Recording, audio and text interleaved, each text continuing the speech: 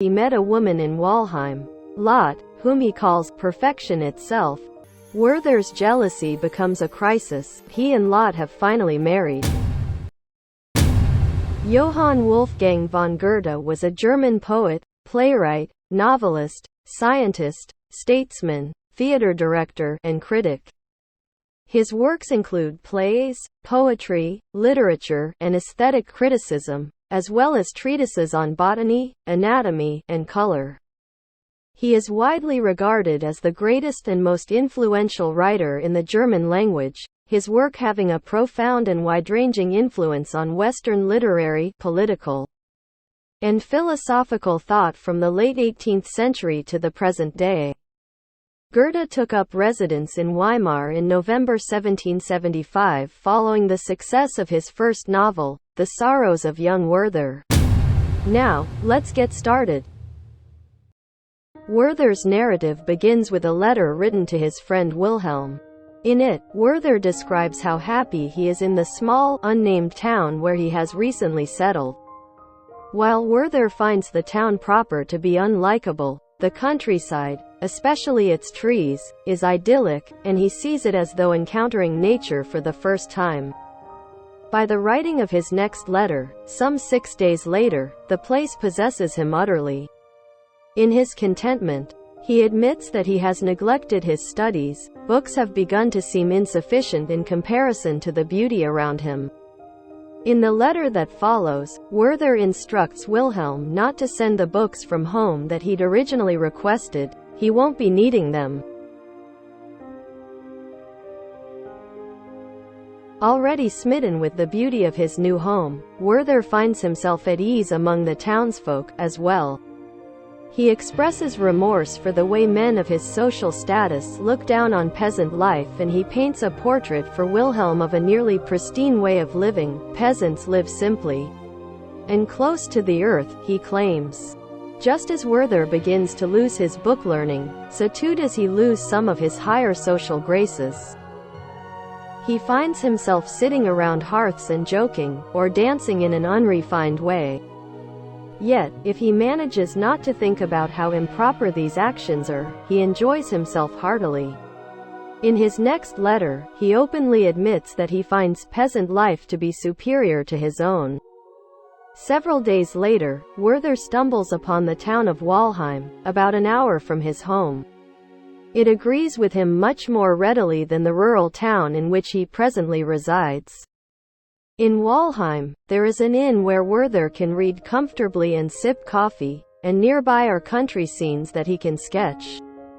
Both reading and drawing were skills Werther had hitherto put aside in favor of simply absorbing nature, but Walheim seems to inspire Werther to return to these pastimes. He begins to feel that the place might offer an acceptable middle ground between his learned, highbrow ways and the simpler peasant life he has come to adore. His next letter to Wilhelm confesses that he has failed to write because he met a woman in Walheim, Lotte, whom he calls perfection itself, and for whom even the word angel is insufficient.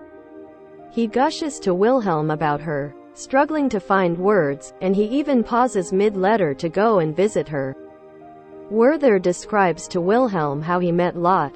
En route to an outdoor country ball, Werther's companions stopped to pick her up. Before Werther met her, however, Lotte's aunt warned him that he must not fall in love with Lotte, as she is engaged to Albert. Werther ignores this advice and goes into the house to retrieve Lotte, where he meets her siblings and finally Lotte herself. He's instantly smitten. At the dance, he jealously seeks her arm for each round, and finds a kind of rapture in her willingness to allow it. What follows is a whirlwind of letters to Wilhelm highlighting Werther's increasing infatuation with, and ultimately love for, Lotte. He travels to Walheim daily, pausing only when Lotte's visits to her dying friend Mrs. M prevent it. Werther's initial belief that Walheim might afford him some of his old, educated life in a country setting proves groundless. He is idle once more, unless he is helping Lotte with her siblings. While Albert, Lotte's fiancé, is out of town on business, Werther becomes increasingly possessive of Lotte. Remarking to Wilhelm about the pangs he feels when Lotte looks at others during carriage rides or during conversation. Werther's jealousy becomes a crisis, as apparent in his letters to Wilhelm growing shorter and more distracted. Wilhelm's responses, gleaned from Werther's rebuttals to them, seem focused on providing Werther with distractions from Lotte. He asks about Werther's drawing and suggests that Werther might find gainful work with an ambassador. Werther does not take these suggestions. When Albert finally returns, Werther finds him to be a man worthy of much esteem, and he compliments Albert's treatment of Lotte. Because of this, Werther resolves to abandon his pursuit of Lotte and stay away from Walheim, though his despair is palpable and his behavior turns to mania, which frightens Lotte and puts Albert off. Realizing this, Werther instead seeks out Lotte whenever she is alone. Over time, his letters make it clear that he has decided not to leave after all, instead prolonging the untenable situation by trying to befriend Albert.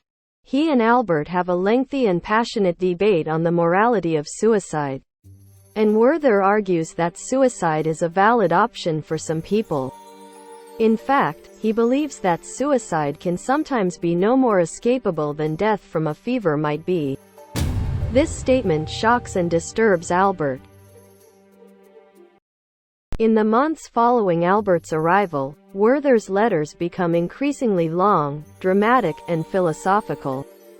He becomes absorbed with self-pity and mired in thoughts of death and pain, ranting endlessly to Wilhelm about his foolishness and helplessness. In one moment he resolves to leave, but in the next he is certain that he might continue on forever. Finally, a discussion regarding Lotte's mother and her untimely death so shakes Werther that he decides follow through on Wilhelm's suggestion to flee Walheim and find employment at the court of the ambassador. Though Werther has some growing pains at court, he generally finds the work tolerable. The ambassador proves a difficult man to work for, but Werther nevertheless finds a friend in Count C, who advises him in how best to deal with the ambassador. Thereafter his mania is restored and his work becomes unbearable desires to flee again, an impulse greatly magnified after receiving word from Albert that he and Lotte have finally married.